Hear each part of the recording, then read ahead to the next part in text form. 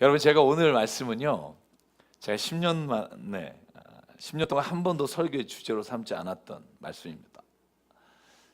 제가 그 때마다 고민을 참 많이 했던 주제인데, 신앙과 우리 조국, 우리나라, 민족에 대한 이야기입니다. 왜냐하면 오늘이 6.25입니다. 6.25.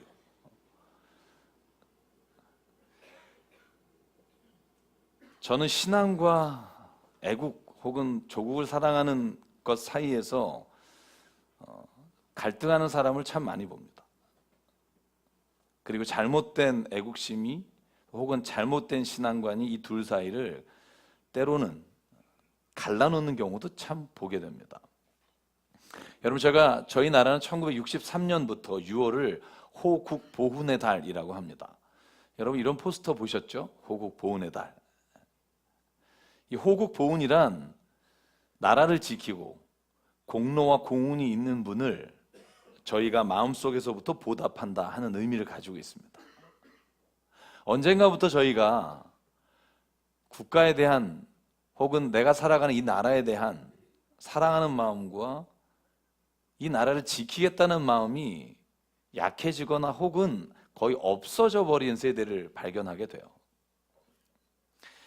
여러분, 6월에는 현충일이 있고요, 6.25 전쟁이 있습니다. 그래서 저희가 6월에 한번 기억하자는 거예요. 마치 이스라엘 백성이 홍해를 건너서 장막에 거했던 시절을 기억하는 것처럼 이스라엘 백성이 요단강을 건넌 것, 그것을 잊지 않고 12개의 돌을 길갈에 세우고 자녀들에게 묻거든 이것은 하나님이 우리 민족을 사랑하셔서 이렇게 이끌어 주신 것이다라고 말했던 것처럼 저희도 이 6월에는 그 나라의 소중함을 기억하자는 거예요.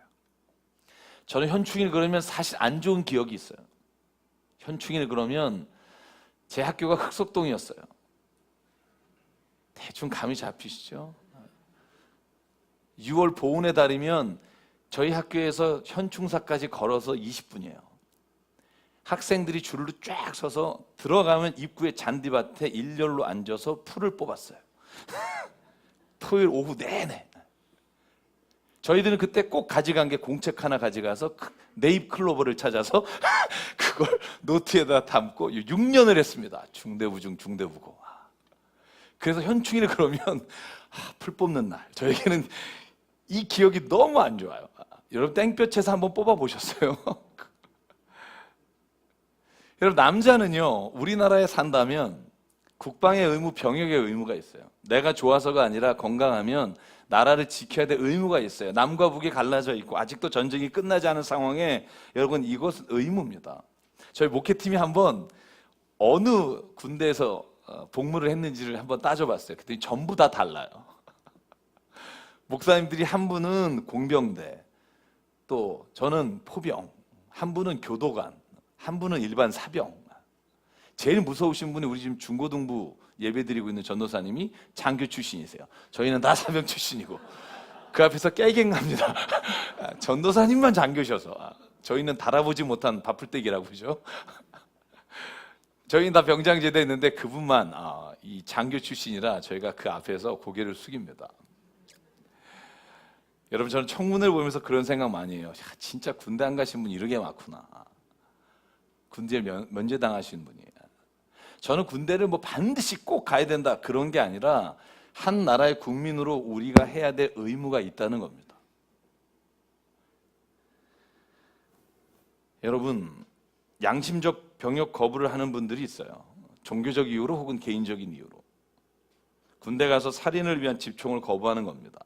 근데 저는 그런 생각해요. 군대 가서 총 들고 하는 훈련만 안 하고 전쟁이 나면 적진을 향해서 맨몸으로 뛰어드는 용기를 가지고 있으면 얼마나 좋을까. 왜냐하면 우리가 국가를 위해서 혹은 국가가 우리에게 주는 의무와 책임을 다 할 때 우리가 국가에 요구할 수 있다는 거예요. 성도 여러분, 한번 여쭙겠습니다. 여러분은 대한민국에 태어난 게 자랑스럽습니까? 아니면 부끄럽습니까? 얼굴이 왜 이러시죠?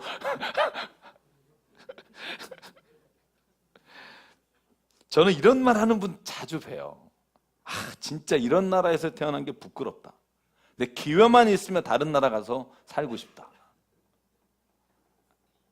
저는 오죽하면 이런 말을 할까라고 이해하지만 한편으로 생각하면 여러분 이렇게 부끄러운 나라를 만든 게 누군가? 다 다른 사람이에요. 나 빼고. 저는 그렇게 생각 안 해요. 우리예요. 나를 포함한 우리. 여러분 가족이 부끄러우세요? 콩가루 집안이라고 자기 집을 생각하세요? 그 콩가루 집안의 일원이 나예요.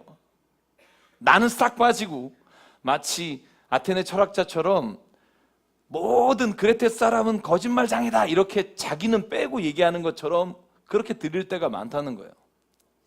사는 여러분, 우리가 대한민국에 태어났다면 우리가 우리나라 안에서 가져야 될 당연한 의무와 책임을 우리가 감당해야 우리가 국가를 향해서 마땅히 원하고 누려야 될 권리를 요구할 수 있다는 거예요. 여러분 한번 오늘 바울의 말씀을 통해서 신앙과 애국심이 어떤 관계 안에 성경의 인물들에게 있었는지를 한번 보려고 합니다. 여러분 저희가 오늘 읽은 9장은요 독특해요. 1장부터 8장까지는요 바울이 목 놓아서 뭐라고 말하냐 하면 믿음으로 구원받는다, 은혜로 구원받는다. 율법이 아니라 은혜로 구원받으며 거저받은 은혜로 구원받는 우리가 어떻게 감사해야 되는지 신학적으로 열변을 토합니다. 그런데 9장에 오면 그 이야기가 바뀌어요. 9장에 오면 눈물을 흘려요. 9장에 오면 사도 바울이 내가 그리스도께 저주를 받아 끊어질지라도 주님 내가 이것만큼은 하나님 앞에 요구해야겠습니다. 그 말씀이 시작돼요. 그 본문이 어디냐면 저희가 오늘 읽은 9장 2절과 4절입니다. 이렇게 말합니다. 나에게는 큰 슬픔이 하나 있는데 내 마음에는 끊임없는 고통이 하나 있는데 그것은 육신으로 내 종족인 내 결례를 위한 일이면 내가 저주를 받아 그리스도에게서 끊어질지라도 달게 받겠습니다. 내 동족은 이스라엘 백성입니다. 여러분 사도 바울은 뭐라고 말하냐 하면 내 민족을 내가 얼마나 사랑하는지, 내가 민족이 구원받을 수만 있다면 내가 저주의 끈으로 내가 진짜 버림받아도 괜찮습니다. 여러분 이게 사도 바울이 유대 민족을 향한 고백이에요. 하나님께 향한 기도예요. 저는 사도 바울이 그러면 유대인으로부터 받은 게 뭔가? 여러분 상처와 미움과 죽이려고 하는 음모 외에는 예수 믿은 다음에 받은 게 없어요. 가는 데마다 여러분 유대인들이 죽이려고 매복해 있거나 유대인들이 죽이려고 그를 찾아와서 여러분 법정에 넘기는 일이 수없이 일어났어요. 그런데 사도 바울은 그 민족, 자기 나라를 붙잡고 기도하는 거예요. 여러분 그런데요 사도 바울뿐이 아니라 성경을 보니까 자기 민족을 향한, 자기 나라를 향한 그 사랑이 끊임없이 그 신앙인들 마음속에 있었다는 걸 알 수 있어요. 여러분 느헤미야서를 읽어보셨나요? 느헤미야서를 읽어보면 느헤미야는요 페르시아 나라에서 왕의 수를 따르는 관원, 굉장히 높은 관원입니다.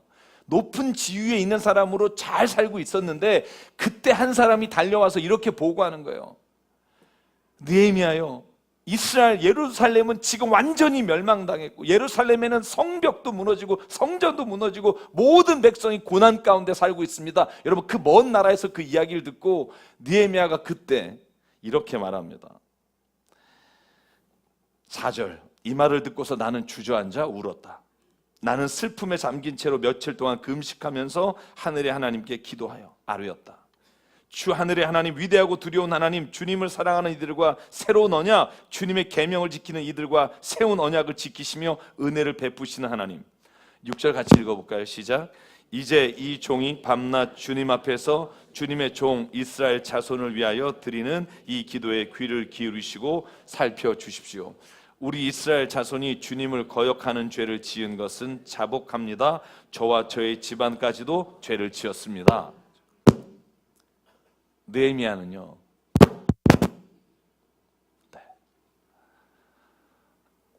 이스라엘 민족이 지은 죄, 그래서 하나님께서 이스라엘을 멸망시키는 그 죄를 자기의 죄라고 고백해요. 나와 우리의 집안으로 인해 이 어려움을 당합니다. 여러분 느헤미야가 가진 생각이요, 저는 우리가 가져야 될 마음이라고 믿습니다. 우리의 국가가 뭔가가 잘못됐어요. 지금 부끄러워요. 여러분 그게 우리가 나의 죄 때문이라고, 내가 그 안에서 행하지 못한 일 때문이라고 하는 책임의식을 가질 때 저는 하나님이 우리가 가지는 믿음과 우리가 가진 결의를 지켜주시는 은혜를 주신다고 저는 믿습니다. 자, 느헤미야가 뭐라고 말하냐 하면, 하나님, 내가 죄를 범했습니다. 그리고 왕에게 이렇게 고백해요. 왕이여, 나를 보내주십시오. 내가 예루살렘으로 가서 지금 고난당하고 있는 이스라엘 백성과 함께 있겠습니다. 그리고는 왕에게 승낙을 받고 나라로 돌아가서 52일 동안 성벽을 지어요. 주변에 자기를 시기하고 또 그 토박이들이 전쟁을 일으키는 것을 다 지켜가면서 이스라엘의 예루살렘 성벽을 짓고 그가 다시 돌아와요. 여러분, 에스더를 아시죠? 에스더는요, 왕후입니다. 왕후. 그런데 그가 살던 시대에, 그녀도 페르시아에 살던 여인이었는데 그 페르시아에 있는 유대인들이 다 죽게 된 거예요. 어느 날 한날에 하만이라고 하는 장군에 의해서 모략을 당해서 다 죽게 됐을 때, 여러분, 에스더가 하나님 앞에 이렇게 고백하잖아요. 하나님이요, 내가 왕이 부르지 않아도 왕에게 나가서 내가 이스라엘 백성을 구원해 달라고 외치겠습니다. 내가 법을 어기고 그것 때문에 내가 죽게 된다면 죽겠습니다. 여러분, 이게 에스더가, 느헤미야가, 바울이 자기의 나라, 자기 민족을 향한 하나님을 향한 절규였고 믿음이었고 삶이었다고 저는 믿습니다. 여러분, 그리스도인은요, 역사 밖에서 따로 떨어진 존재가 아니라 역사 안에 존재하는 사람이고요, 구체적인 상황 가운데 하나님을 향한 믿음을 실현하는 사람이라고 저는 믿습니다. 우리가 피 안의 세계, 하나님의 나라에 가는 사람이니까 이 세상은 쓸모없고 이 세상은 다 어려움과 고난을 견디는 것이라고 생각하는 분이 있다면 하나님을 오해하시는 거예요. 하나님은 피 안에 저 세상에서 우리를 기다리고 계시지만 차 안에 이 세상, 우리가 살아가는 이 땅에서 하나님은 각자에게 그 자리에서 하나님이 주신 일을 주시고 사명을 주신 분이라고 저는 믿습니다. 여러분의 가정, 교회, 여러분의 조국, 우리나라, 이 모든 것 하나님이 우리에게 맡겨주신 것이라고 여러분 믿음으로 살기를 원합니다. 3.1운동 때 33인의 대표 중에 그리스도인이 16명, 제일 많았어요. 그 중에 목회자가 11명이에요. 여러분, 일제강점기에 주길철 목사님을 비롯한 많은 분들이 목숨을 내어가면서 나라를 지키고 신앙을 같이 지켰다는 걸 잊지 마십시오. 아마도 우리나라의 종교 가운데 기독교처럼 구국기도회가 많은 종교는 없어요. 제가 어렸을 때는요, 항상 구국기도가 있었어요. 토요일마다. 삼각산, 북한산에요, 제가 가봤어요. 어렸을 때 할머니 쫓아서. 그러면 산 위에 거적을 이렇게, 저는요 깜짝 놀랐어요. 산 위에 올라가면 거적이 하나씩 있어요. 그러면 거적을 이렇게 엎고 무릎 꿇고 앉아서 나라를 위해서 밤새 기도하는 분들이 정말 많았어요. 지금도 제 SNS는요, 일주일에 한두 번꼴로 구국기도의 메시지가 와요. 나라를 위한 기도, 여러분, 이건 우리가 반드시 해야 합니다. 왜냐하면 우리는 온 세상에 대한민국이라는 땅에 하나님께서 우리의 사명을 주셨다고, 여러분, 그렇게 믿는 것이 저는 그리스도인의 첫 번째 의무라고 생각하기 때문입니다.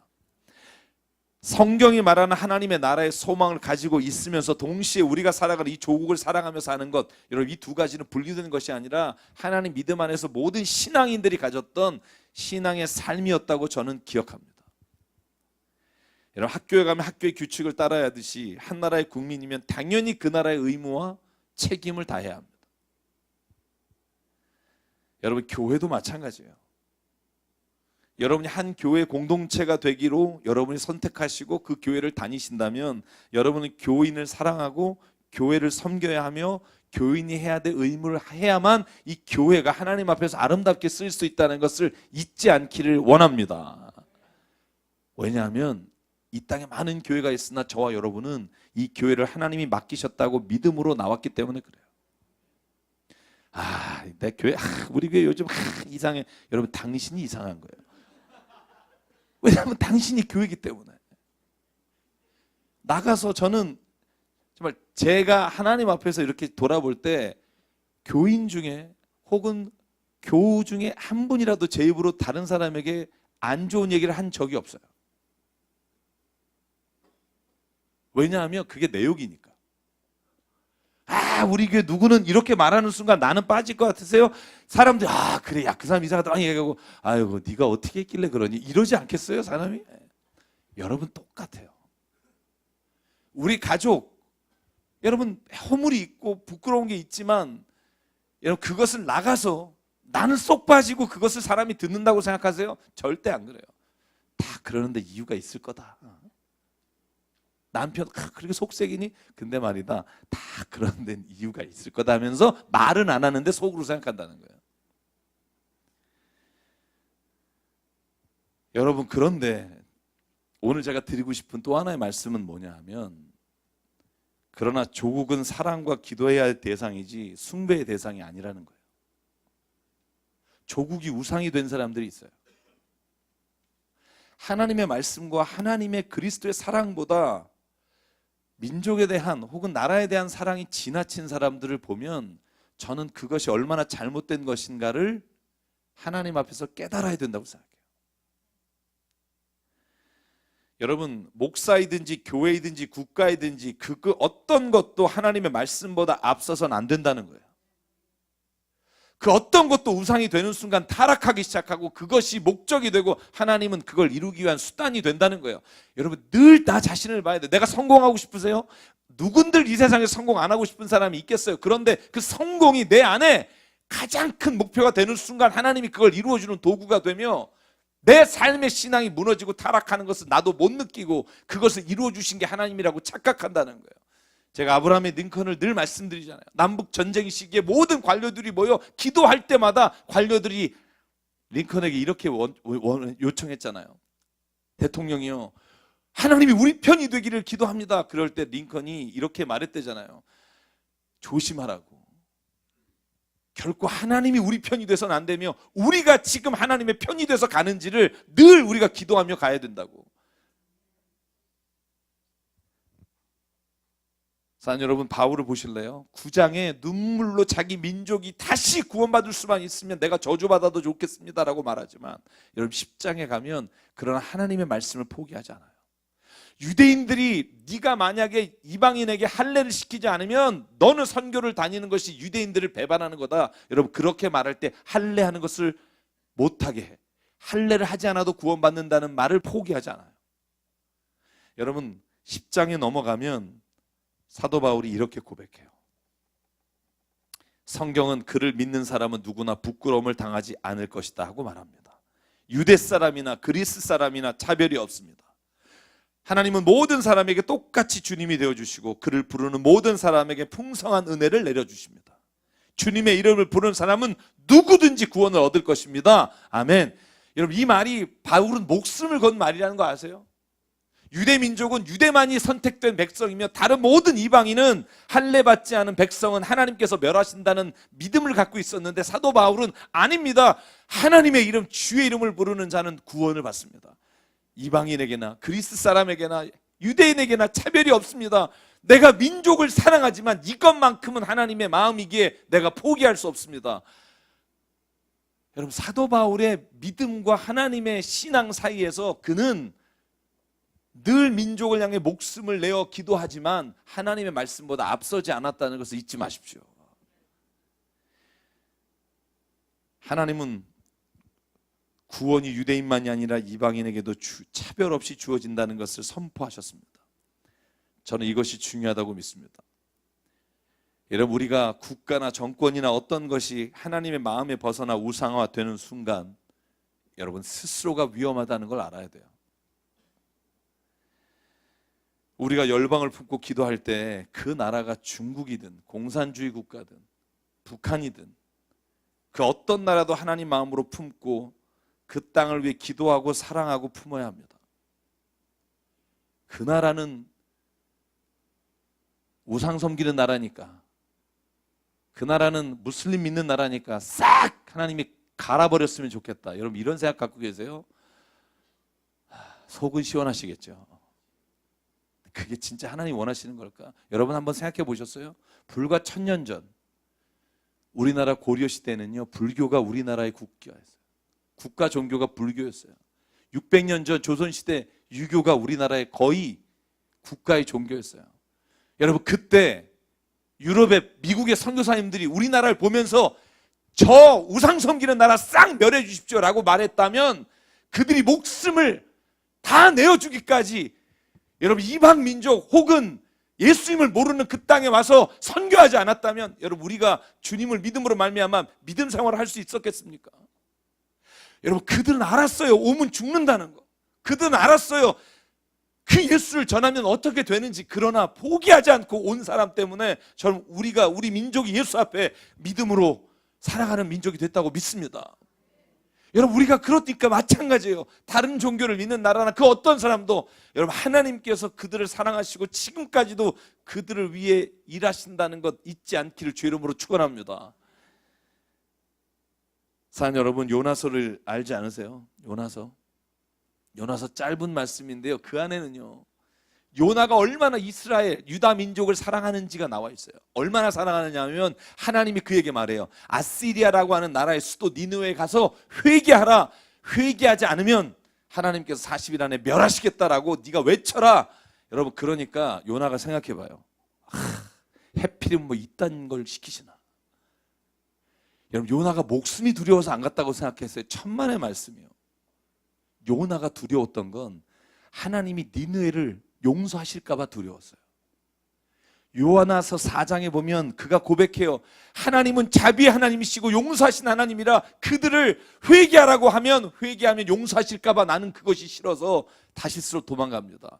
여러분, 그럴 때 하나님이요, 다시스로 가는 배에서 배의 풍랑을 만나게 하시고 바다에 빠지게 하시고 큰 물고기가 그를 먹게 하셔서 결국은 다시 니느웨로 보내요.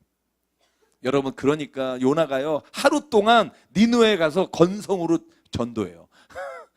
건성으로라는 말은 성경에 없어요. 그러나 제가 보기에 회개해라, 안 하면 좋고 뭐 이런 마음으로. 왜? 하나님이 그를 책망하시거든요.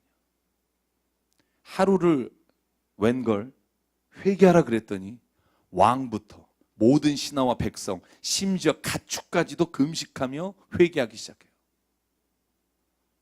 이거 내가 바라던 게 아닌데.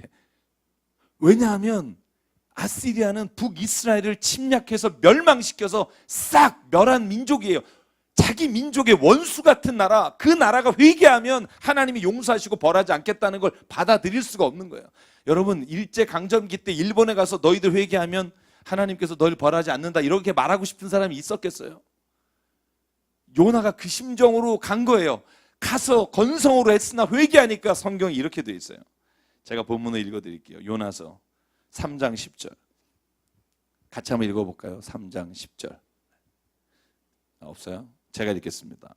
하나님께서 그들이 뉘우치신 것 곧 그들이 저마다 자기가 가던 나쁜 길에서 돌이키는 것을 보시고 뜻을 돌이켜 그들에게 내리시겠다고 말씀하신 재앙을 내리지 않으시더라. 그 민족이 회개하니까 하나님 용서해 주세요. 여러분, 그런데 그걸 본 요나 4장 1절로 3절, 요나는 이 일을 매우 못마땅해 여겨 화가 났다. 어쩜 우리랑 이렇게 똑같은지, 그죠? 기분 되게 안 좋은 거예요. 아니, 저 원수 같은 나라를 왜 용서해 주시는가? 그리고 이렇게 2, 3절에 기도합니다. 그는 주님께 기도하며 아뢰었다. 주님, 내가 고국에 있을 때 이렇게 될 것이라고 이미 말씀드리지 않았습니까? 내가 서둘러 스페인으로 달라난 것도 바로 이것 때문입니다. 하나님은 은혜로우시며 자비로우시며 좀처럼 노하지 않으시며 사랑이 한이 없는 분이셔서 내리시던 재앙마저 거두실 것임을 내가 알고 있었기 때문입니다. 주님, 이제는 제발 내 목숨을 나에게서 거둬주십시오. 내가 적군 나라에 가서 회개하면 용서한다고 그래서 용서받은 이걸 내가 어떻게 민족에게 설명할 수 있겠습니까? 나를 그냥 차라리 죽여주십시오. 여러분, 요나는 아는 거죠. 하나님이 얼마나 자비로우시고 사랑하시고 내가 미워하는 원수 같은 민족, 원수 같은 사람도 얼마나 사랑하시는지. 내가 저놈 꼭 병 걸리거나 가족이 우환이 있었으면 좋겠다는 그놈이 성공하는 거 보면서, 아니 그럴까 봐 전도 안 하시는 분 있어요. 저 사람이 복음을 알면 안 되는데 막 천국 가서 만나면 큰일인데 뭐 이런 생각. 요나가 그런 마음이에요. 여러분 우리도 가끔 그러지 않아요? 그 사람이 회개하면 용서하실까 봐. 꼴 보기 싫은 사람 복음 전하는 거 두려울 때 저는 그런 걸 본 적이 있어요. 여러분 요나 4장 4절부터 11절 하나님의 말씀이에요. 저는 이 말씀이 오늘 우리에게 선포하시는 주의 말씀이 되기를 원합니다. 이렇게 하나님이 말씀하세요. 주님께서는 이렇게 물어봐요. 네가 지금 화내는 게 옳은 일이냐? 요나는 그 성읍에서 빠져나와 그 성읍 동쪽에 가서 머물렀다. 그는 거기에다 초막을 짓고 그늘 아래 있었다. 그 성읍이 어찌 되는가를 볼셈이다. 이런 거예요. 산에 가서 망하나 안 망하나 이렇게 보고 있는 거예요. 마지막까지. 이게 성경 요나에서의 마지막 장면이에요. 그러니까 하나님이 너무 더우니까 박넝쿨을 자라게 하셔서 주님께서 박넝쿨을 마련해 주셔요. 그것이 자라올라 요나의 머리 위에 그늘이 지게 하여 그를 편안하게 해주셨다. 박넝쿨 때문에 요나는 기분이 무척 좋았다. 참 사람이 이래요.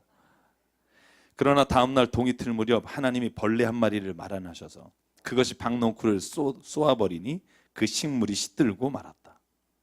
해가 뜨자 하나님이 찌는 듯이 뜨거운 동풍을 불게 하셨다.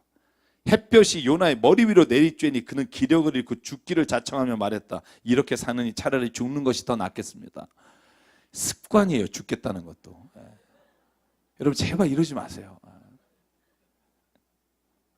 그랬더니 주님이 말씀하세요. 네가 수고하지도 않고 네가 키운 것도 아니며 그저 하룻밤 사이에 자라났다가 하룻밤 사이에 죽어버린 이 식물을 내가 그처럼 아까워하며 아끼니? 11절 같이 읽을까요? 시작. 하물며 좌우를 가릴 줄 모르는 사람들이 12만 명도 더 되고 짐승들도 수없이 많은 이 큰 성읍 니느웨를 어찌 내가 아끼지 않겠느냐? 아멘. 너에게는 원수 같을지 모르지만 나에게는 거기에 있는 12만 명의 사람들이 내가 깨물어도 아프지. 정말 내가 너희와 똑같이 사랑하는 그 민족이라는 걸 정말 모르겠네요. 저는 이 말씀을 하실 때 하나님의 마음이 어땠을까? 10손가락 깨물어서 안 아픈 손가락이 어디 있겠어요? 하나님에게는 10손가락 깨물어서 안 아픈 민족이 어디 있겠어요? 그게 지금 하나님과 대적한 자라 할지라도 여러분 잘 생각해 보세요. 여러분과 제가 하나님을 떠나서 대적한 사람이었던 때가 있잖아요. 그런데 하나님이 기다려 주셔서 오늘까지 그 사랑이 무엇인지를 알게 하시고 그리스도 안에서 살아가는 기쁨을 알게 하셨잖아요. 우리가 정말 미워하는 그 나라 북한 동력의 땅, 여러분 정권자가 잘못돼서 그 민족들이 죽어가며 아파하며 신음하는 그 나라를 위해, 여러분 심지어 무슬림을 믿는 그 나라를 위해 우리가 왜 축복하며 기도하면 안 됩니까? 하나님에게는 그 자식이 얼마나 눈물로 돌아오기를 기다리는 자식인데.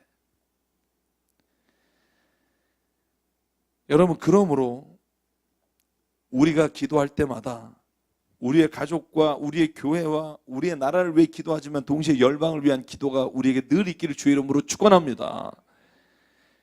여러분, 저는요 가족도 이웃이라고 생각해요. 제 말에 동의하시나요? 성경에요 마태복음 22장 39절에 이렇게 돼 있잖아요. 둘째 계명은 이것이니 내 이웃을 내 몸과 같이 사랑하라. 그건 아시죠? 성경 잘 몰라도. 네. 내 이웃을 내 몸과 같이 사랑하라. 여러분 거기 어떻게 돼 있냐면 Love your neighbors as yourself예요. 너 자신을 제외하고는 다 이웃이에요. As your family가 아니에요. 기억하시겠어요? 여러분 멀리 있는 이웃만 사랑하는 게 아니라 옆에 있는 가족도 이웃이에요. 나 자신을 제외한 모든 이웃을 사랑하라 할 때 가족이 포함되는 걸 믿음으로 받으시길 원합니다. 그래야 함부로 안 하죠. 가족도 이웃이다. 여러분 옆에 분하고 고백해 볼까요? 가족도 이웃입니다. 사랑하십시오. 당신 자신처럼.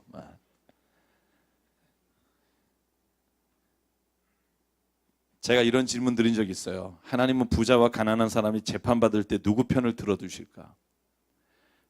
그 답은 이렇습니다. 옳은 사람 편입니다. 옳은 사람 편. 저는 이렇게 고백해야 한다고 믿어요. 하나님은 우리의 가족과 이웃이 재판할 때 누구의 편을 들어주실까? 옳은 사람 편입니다. 나이기 때문이 아니라 정말 하나님 내 입장에서 나를 돌아보시고 나를 불쌍히 여주시고 나를 이때 구원해 달라고 기도해야 하지만, 그러나 만약에 생각해 보세요. 하나님이 누구 편 들어줘서 옳지 않은 일을 한 사람도 하나님이 자기 편이기 때문에 그 사람의 편을 들어주시고 이기게 하신다면 여러분 그 하나님 믿고 싶으세요?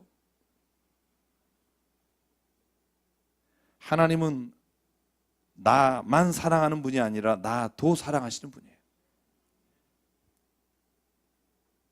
똑같이 나를 사랑하시는 것과 똑같이 누군가를 사랑하시고 다른 민족을 사랑하십니다.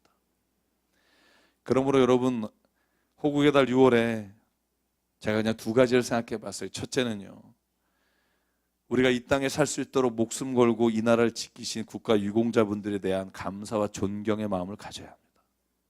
여러분 주변에 그런 분이 있다면 6월이 가기 전에 한 번은 정말 고맙습니다. 손을 붙잡고 여러분께서 감사의 표시하기를 원해요. 제가 방송하다 보면 상위 군인들 만나게 돼요. 6.25 전쟁 때 자기가 지체자가 돼서 지금도 그 자식이 어려움을 겪는 사람이 얼마나 많은지 몰라요. 여러분, 일제강점기 때 나라를 일본에 팔아 그 일에 앞장섰던 분들의 자녀는 지금까지도 어려움 없이 사는 분들이 많아요. 그런데 독립운동하거나 6.25 때 혹은 연평도, 천안함, 여러분 이 국가를 지키기 위해 장애를 갖거나 전사하신 분, 저는 그분들에게 존경의 마음을 갖는 것이 저는 그리스도인이 되어야 한다고 믿습니다. 마지막으로 여러분, 이스라엘 백성이 홍해를 건너고 요단강을 건널 때마다 하나님께서 어떻게 일하셨는지를 자녀에게 가르친 것처럼 성경만이 아니라 여러분 우리나라의 역사 가운데 하나님이 행하신 일들을 자녀들에게 가르치는 우리가 되기를 바랍니다. 역사 안에 존재하는 우리는 하나님께서 구체적인 상황 안에서 주님의 일을 행하시기를 원하십니다. 저와 여러분이 진짜 하나님의 마음을 알고 그 마음을 바라보면서 나 자신과 주변의 사람들과 국가를 보면 하나님은 반드시 우리를 통해서 하나님이 약속하셨던 그 나라를 이 땅 가운데 이루어 가실 줄 믿습니다. 저는 그래서 오늘 이 찬양을 같이 부르고 싶어요. 하나님의 마음, 여러분도 잘 아시는 곡인데 이 찬양하실 때 하나님, 나는 정말 용서할 수 없는데, 아니 나는 정말 그 나라는 사랑할 수 없는데 하나님이 오늘 그렇게 말씀하시면 제가 그것도 품고 기도하겠습니다. 그것도 하나님, 내가 믿음으로 내가 그 기도를 하겠습니다. 이 마음으로 오늘 이 찬양 같이 하실 때 하나님이 우리 안에 오늘도 국가와 또 이웃을 하나님 마음으로 볼 수 있는 마음을 주실 줄 믿습니다.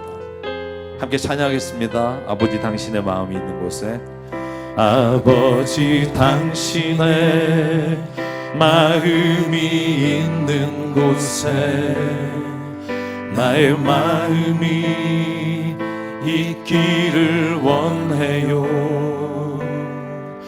아버지 당신의 눈물이 고인 곳에 나의 눈물이 고이길 원해요. 아버지 당신이 바라보는 영혼에게 나의 두 눈이 향하길 원해요. 아멘.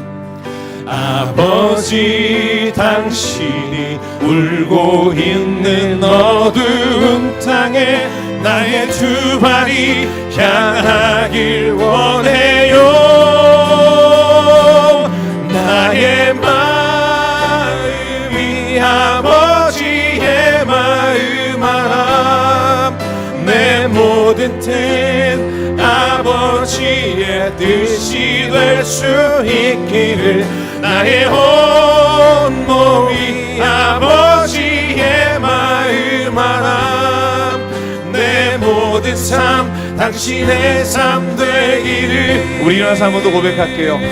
아버지 당신의 마음이 있는 곳에 나의 마음이 있기를 원해요.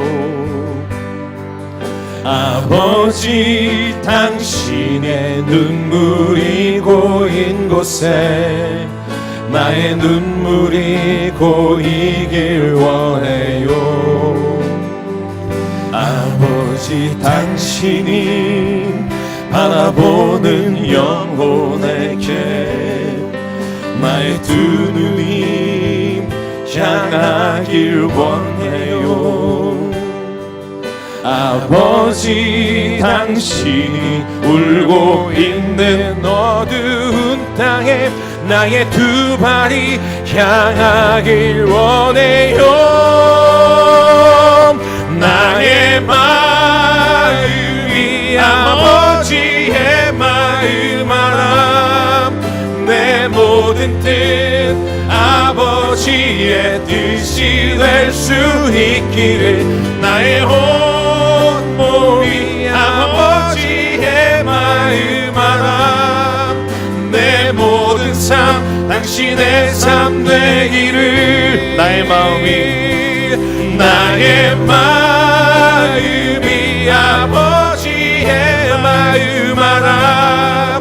내 모든 뜻 아버지의 뜻이 될 수 있기를. 나의 온 몸이 아버지의 마음 알아. 내 모든 삶 당신의 삶 되기를. 아멘. 이 시간 함께 기도하기 원합니다. 삶과 은혜 하나님, 내가 그저 내 힘으로 이곳에 있는 것이 아니라 이 땅을 지키며 우리 민족의 어를 지켜나간 많은 사람들의 힘으로 내가 여기 있음을 기억합니다. 아버지 하나님, 우리가 우리의 나라를 먼저 사랑하게 하시고 우리의 의무를 다할 때 기쁨을 주시고, 그러므로 하나님, 이 땅이 하나님이 원하시는 모습으로 바뀌어갈 수 있도록 우리 그리스도인을 사랑하여 주시옵소서. 주님, 또한 기도합니다. 열방에 하루에도 수만 명이 죽어가는 그 열방을 주님 앞에 뜨겁게 눈물로 바라보며 기도하게 도와주시옵소서. 아버지 하나님, 본인이 잘못해서가 아니라 태어나면서부터 그렇게 살 수밖에 없는 상황 가운데 눈물 흘리는 많은 이방 민족, 많은 주님을 모르는 사람, 많은 고난 가운데 살아가는 사람들이 우리의 기도의 제목이며 우리가 가야 할 곳이며 우리가 하나님 앞에서 사명을 받은 곳인 줄 믿사오니 아버지 하나님, 그 일을 감당하게 도와주시옵소서. 또한 주님, 기도합니다. 먼저 우리의 가족과 교회가 하나님 앞에서 서로 사랑하기를 원합니다. 뜨겁게 사랑하여 주의 마음으로 바라보기를 원합니다. 때로는 내 입맛에 내가 원하는 것에 맞지 않아도 주님이 사랑하시는 자이기에 그를 위해 기도하기 원합니다. 아버지 하나님, 그 마음을 우리에게 허락하여 주시옵소서. 우리에게 주신 생명과 시간과 달란트와 모든 물질이 주의 것으로 알아 주님, 이 시간 주님 앞에 내어놓습니다. 주님의 나라와 뜻을 위하여 사용하여 주시옵소서. 이제는 우리 주 예수 그리스도의 은혜와 하나님 아버지의 무한하신 사랑과 성령님의 감동, 감화, 충만, 교통, 위로하심이 오늘 이 시간 우리에게 나라를 허락하시고 나라를 통해 우리의 삶을 세워나갈 수 있도록 우리에게 허락하신 하나님의 뜻을 따라 살기를 다짐하는 여기는 한 분 한 분 머리 위에, 그리고 주님 가정과 일터 위에, 주님 세우신 새사람교회 위에 지금부터 영원토록 함께 하시기를 간절히 축원하옵나이다. 아멘.